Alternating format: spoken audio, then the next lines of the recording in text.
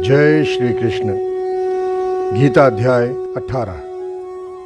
अर्जुन बोले, हे महाबाहो, हे अंतर्यामी वासुदेव, मैं सन्यास और त्याग के तत्व को अलग अलग जानना चाहता हूं।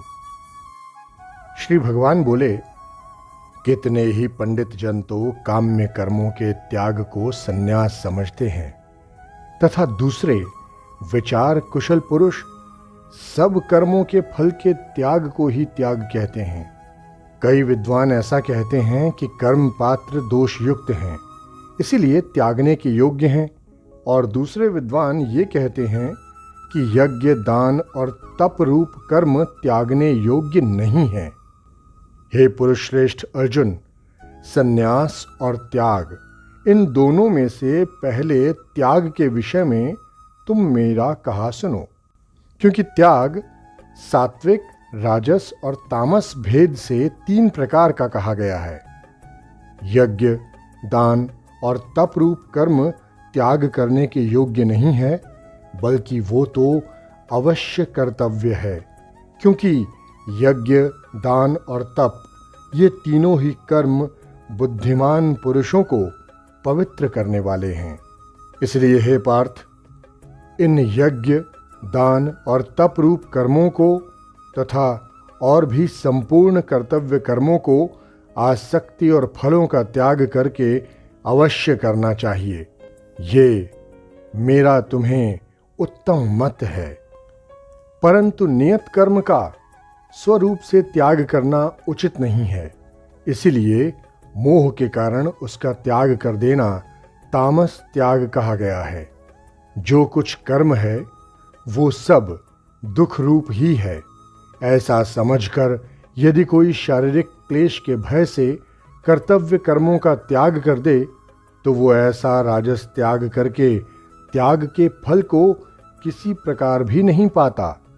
हे अर्जुन, जो शास्त्र विहित कर्म करना कर्तव्य है, इसी भाव से आसक्ति और फल का त्याग करके किया जाता है, वही सात्विक त्याग माना गया है। जो मनुष्य अकुशल कर्म से तो द्वेष नहीं करता और कुशल कर्म में आसक्त नहीं होता, वो शुद्ध सत्व गुण से युक्त पुरुष, संशय रहित, बुद्धिमान और सच्चा त्यागी है। क्योंकि शरीरधारी किसी भी मनुष्य द्वारा संपूर्णता से सब कर्मों का त्याग किया जाना शक्य नहीं है, इसीलिए जो कर्म फल त्यागी है वही त्यागी है, ऐसा कहा जाता है। कर्म फल का त्याग न करने वाले मनुष्यों के कर्मों का तो अच्छा, बुरा और मिला हुआ ऐसे 3 प्रकार का फल मरने के पश्चात अवश्य होता है, किंतु कर्म फल का त्याग कर देने वाले मनुष्यों के कर्मों का फल किसी काल में भी नहीं होता। हे महाबाहो अर्जुन, संपूर्ण कर्मों की सिद्धि के ये 5 हेतु कर्मों का अंत करने के लिए उपाय बतलाने वाले सांख्य शास्त्र में कहे गए हैं, उनको अब तुम मुझसे भलीभांति जानो। इस विषय में अर्थात कर्मों की सिद्धि में आश्रय कर्म किए जाएं तो उसका नाम अधिष्ठान है, और कर्ता तथा भिन्न भिन्न प्रकार के साधनों द्वारा जो कर्म किए जाते हैं उनका नाम करण है, और नाना प्रकार की अलग अलग चेष्टाएं, और वैसे ही 5वां हेतु पूर्वकृत शुभाशुभ कर्मों के संस्कारों का नाम दैव है। मनुष्य मन, वाणी और शरीर से शास्त्रानुकूल अथवा विपरीत जो कुछ भी कर्म करता है, उसके ये 5 कारण हैं। परंतु ऐसा होने पर भी जो मनुष्य अशुद्ध बुद्धि होने के कारण उस विषय में यानी कर्मों के होने में केवल शुद्ध स्वरूप आत्मा को कर्ता समझता है, वो मलिन बुद्धि वाला अज्ञानी यथार्थ नहीं समझता। जिस पुरुष के अंतःकरण में मैं करता हूँ ऐसा भाव नहीं है, तथा जिसकी बुद्धि सांसारिक पदार्थों में और कर्मों में लिपायमान नहीं होती, वो पुरुष इन सब लोकों को मारकर भी वास्तव में न तो मरता है और न पाप से बंधता है। जैसे अग्नि, वायु और जल द्वारा प्रारब्धवश किसी प्राणी की हिंसा होती देखने में आए तो भी वो वास्तव में हिंसा नहीं है, वैसे ही जिस पुरुष के देह में अभिमान नहीं है और स्वार्थ रहित केवल संसार के हित के लिए ही जिसकी संपूर्ण क्रियाएं होती हैं, उस पुरुष के शरीर और इंद्रियों द्वारा यदि किसी प्राणी की हिंसा होती हुई लोक दृष्टि में देखी जाए तो भी वो वास्तव में हिंसा नहीं है, क्योंकि आसक्ति, स्वार्थ और अहंकार के न होने से किसी प्राणी की हिंसा हो ही नहीं सकती, तथा बिना कर्तव्याभिमान के किया हुआ कर्म वास्तव में अकर्म है। इसलिए ऐसा पुरुष पाप से नहीं बंधता। जानने वाले का नाम ज्ञाता है। जिसके द्वारा जाना जाए उसका नाम ज्ञान है, और जानने में आने वाली वस्तु का नाम ज्ञेय है। ये तीनों प्रकार की कर्म प्रेरणा है, और कर्ता अर्थात कर्म करने वाले का नाम कर्ता है। करण वो जिन साधनों से कर्म किया जाए, और क्रिया यानी करने का नाम। ये तीनों प्रकार का कर्म संग्रह है। गुणों की संख्या करने वाले शास्त्र में ज्ञान और कर्म तथा कर्ता गुणों के भेद से तीन तीन प्रकार के ही कहे गए हैं। अब उनको भी तुम मुझसे भलीभांति सुनो। जिस ज्ञान से मनुष्य अलग अलग सब भूतों में एक अविनाशी परमात्मा भाव को विभाग रहित समभाव से स्थित देखता है, उस ज्ञान को तुम सात्विक जानो। किंतु जो ज्ञान अर्थात जिस ज्ञान के द्वारा मनुष्य संपूर्ण भूतों में भिन्न भिन्न प्रकार के नाना भावों को अलग अलग जानता है, उस ज्ञान को तुम राजसी जानो। परंतु जो ज्ञान एक कार्य रूप शरीर में ही संपूर्ण के सदृश आसक्त है, तथा जो बिना युक्ति वाला तात्विक अर्थ से रहित और तुच्छ है, वो तामस कहा गया है। जो कर्म शास्त्र विधि से नियत किया हुआ और कर्तापन के अभिमान से रहित हो, तथा फल न चाहने वाले पुरुष द्वारा बिना राग द्वेष के किया गया हो, वो सात्विक कहा जाता है। परंतु जो कर्म बहुत परिश्रम से युक्त होता है तथा भोगों को चाहने वाले पुरुष द्वारा या अहंकार युक्त पुरुष द्वारा किया जाता है, वो कर्म राजस कहा गया है। जो कर्म परिणाम, हानि, हिंसा और सामर्थ्य को न विचार कर केवल अज्ञान से आरंभ किया जाता है, वो तामस कहा जाता है। जो कर्ता संग रहित, अहंकार के वचन न बोलने वाला, धैर्य और उत्साह से युक्त तथा कार्य के सिद्ध होने और न होने में हर्ष, शोकादि विकारों से रहित है, वो सात्विक कहा जाता है। जो कर्ता आसक्ति से युक्त कर्मों के फल को चाहने वाला और लोभी है तथा दूसरों को कष्ट देने वाले स्वभाव वाला है, अशुद्धाचारी है और हर्ष शोक से लिप्त है, वो राजस कहा गया है। जो कर्ता अयुक्त, शिक्षा से रहित, घमंडी, धूर्त और दूसरों की जीविका का नाश करने वाला तथा शोक करने वाला, आलसी और दीर्घसूत्री है, वो तामस कहा जाता है। हे धनंजय, अब तुम बुद्धि का और धृति का भी गुणों के अनुसार तीन प्रकार का भेद मेरे द्वारा संपूर्णता से विभाग पूर्वक कहा जाने वाला है, उसे सुनो। हे पार्थ, जो बुद्धि प्रवृत्ति मार्ग और निवृत्ति मार्ग को, कर्तव्य और अकर्तव्य को, भय और अभय को तथा बंधन और मोक्ष को यथार्थ रूप में जानती है, वो बुद्धि सात्विकी है। हे पार्थ, मनुष्य जिस बुद्धि के द्वारा धर्म और अधर्म को तथा कर्तव्य और अकर्तव्य को भी यथार्थ नहीं जानता, वो बुद्धि राजसी है। हे अर्जुन, जो तमोगुण से घिरी हुई बुद्धि अधर्म को भी ये धर्म है ऐसा मान लेती है तथा इसी प्रकार अन्य संपूर्ण पदार्थों को भी विपरीत मान लेती है, वो बुद्धि तामसी है।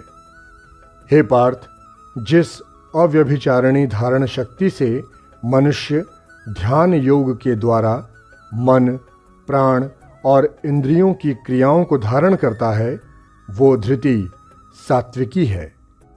परंतु हे पृथापुत्र अर्जुन, फल की इच्छा वाला मनुष्य जिस धारण शक्ति के द्वारा अत्यंत आसक्ति से धर्म, अर्थ और कामों को धारण करता है, वो धारण शक्ति राजसी है। हे पार्थ, दुष्ट बुद्धि वाला मनुष्य जिस धारण शक्ति के द्वारा निद्रा, भय, चिंता और दुख को तथा उन्मत्तता को भी नहीं छोड़ता, अर्थात धारण किए रहता है, वो धारण शक्ति तामसी है। हे भरत श्रेष्ठ, अब 3 प्रकार के सुख को भी तुम मुझसे सुनो। जिस सुख में साधक मनुष्य भजन, ध्यान और सेवादि के अभ्यास से रमण करता है और जिससे दुखों के अंत को प्राप्त हो जाता है, जो ऐसा सुख है वो आरंभ काल में यद्यपि विष के तुल्य प्रतीत होता है, परंतु परिणाम में अमृत के तुल्य है। इसलिए वो परमात्म विषयक बुद्धि के प्रसाद से उत्पन्न होने वाला सुख सात्विक कहा गया है। जो सुख विषय और इंद्रियों के संयोग से होता है, वो पहले भोग काल में अमृत के तुल्य प्रतीत होने पर भी परिणाम में विष के तुल्य है। इसीलिए वो सुख राजस कहा गया है।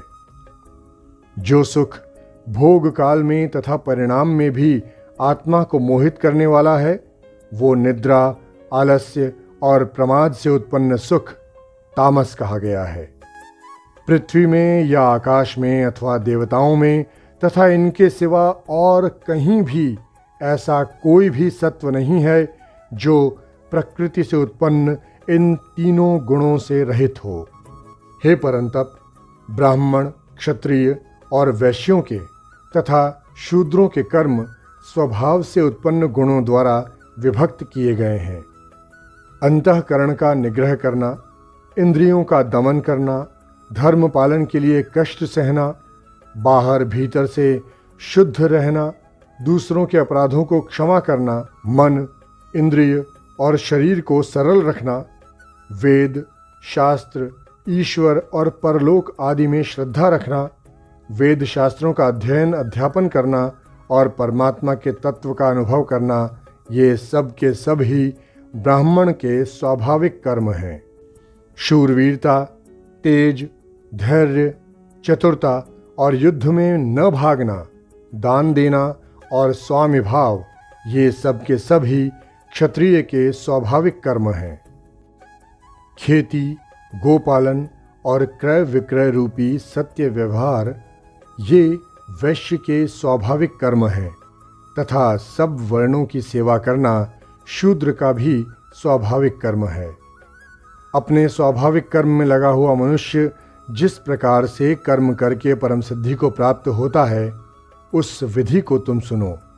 जिस परमेश्वर से संपूर्ण प्राणियों की उत्पत्ति हुई है और जिससे ये समस्त जगत व्याप्त है, उस परमेश्वर की अपने स्वाभाविक कर्मों द्वारा पूजा करके मनुष्य परम सिद्धि को प्राप्त हो जाता है। अच्छे प्रकार से आचरण किए हुए दूसरे के धर्म से गुण रहित भी अपना धर्म श्रेष्ठ है, क्योंकि स्वभाव से नियत किए हुए स्वधर्म रूप कर्म को करता हुआ मनुष्य पाप को प्राप्त नहीं होता। इसलिए हे कुंती पुत्र, दोषयुक्त होने पर भी सहज कर्म को नहीं त्यागना चाहिए, क्योंकि धुएं से अग्नि की भांति सभी कर्म किसी न किसी दोष से युक्त हैं। सर्वत्र आसक्ति रहित बुद्धि वाला, स्पृहा रहित और जीते हुए अंतःकरण वाला पुरुष सांख्य योग के द्वारा उस परम नैष्कर्म्य सिद्धि को प्राप्त होता है, जो कि ज्ञान योग की परानिष्ठा है। उस नैष्कर्म सिद्धि को जिस प्रकार से प्राप्त होकर मनुष्य ब्रह्म को प्राप्त होता है, उस प्रकार को हे कुंती पुत्र तुम संक्षेप में मुझसे समझो। विशुद्ध बुद्धि से युक्त तथा हल्का, सात्विक और नियमित भोजन करने वाला, शब्द आदि विषयों का त्याग करके एकांत और शुद्ध देश का सेवन करने वाला, सात्विक धारण शक्ति के द्वारा अंतःकरण और इंद्रियों का संयम करके मन, वाणी और शरीर को वश में कर लेने वाला, राग द्वेष को सर्वथा नष्ट करके भलीभांति दृढ़ वैराग्य का आश्रय लेने वाला तथा अहंकार, बल, घमंड, काम, क्रोध और परिग्रह का त्याग करके निरंतर ध्यान योग के परायण रहने वाला, ममता रहित और शांति युक्त पुरुष सच्चिदानंद घन ब्रह्म में अभिन्न भाव से स्थित होने का पात्र है। फिर वो सच्चिदानंद घन ब्रह्म में एक ही भाव से स्थित प्रसन्न मन वाला योगी न तो किसी के लिए शोक करता है और न किसी की आकांक्षा ही करता है। ऐसा समस्त प्राणियों में समभाव वाला योगी मेरी पराभक्ति को प्राप्त हो जाता है। उस पराभक्ति के द्वारा वो मुझ परमात्मा को मैं जो हूँ और जितना हूँ ठीक वैसा का वैसा तत्व से जान लेता है तथा उस भक्ति से मुझको तत्व से जानकर तत्काल ही मुझ में प्रविष्ट हो जाता है। मेरे परायण हुआ कर्मयोगी तो संपूर्ण कर्मों को सदा करता हुआ भी मेरी कृपा से सनातन अविनाशी परम पद को प्राप्त हो जाता है। सब कर्मों को मन से मुझ में अर्पण करके तथा समबुद्धि रूप योग को अवलंबन करके मेरे परायण और निरंतर मुझ में चित्त वाला हो।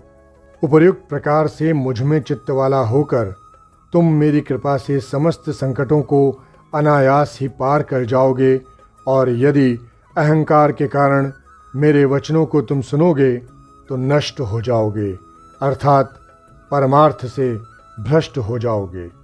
जो तुम अहंकार का आश्रय लेकर ये मान रहे हो कि मैं युद्ध नहीं करूँगा, तो ये तुम्हारा निश्चय मिथ्या है, क्योंकि तुम्हारा स्वभाव तुम्हें जबरदस्ती युद्ध में लगा देगा। हे कुंती पुत्र, जिस कर्म को तुम मोह के कारण नहीं करना चाहते, उसको भी अपने पूर्वकृत स्वाभाविक कर्म से बंधा हुआ परवश होकर करोगे। हे अर्जुन, शरीर रूपी यंत्र में आरूढ़ हुए संपूर्ण प्राणियों को अंतर्यामी परमेश्वर अपनी माया से उनके कर्मों के अनुसार भ्रमण कराता हुआ सब प्राणियों के हृदयों में स्थित है। हे भारत, तुम सब प्रकार से उस परमेश्वर की ही शरण में जाओ। उस परमात्मा की कृपा से ही तुम परम शांति को तथा सनातन परमधाम को प्राप्त होगे। इस प्रकार ये गोपनीय से भी अति गोपनीय ज्ञान मैंने तुमसे कह दिया। अब तुम इस रहस्य युक्त ज्ञान को पूर्णतया भलीभांति विचार कर जैसे चाहते हो वैसे ही करो। संपूर्ण गोपनीयों से अति गोपनीय मेरे परम रहस्ययुक्त वचन को तुम फिर भी सुनो।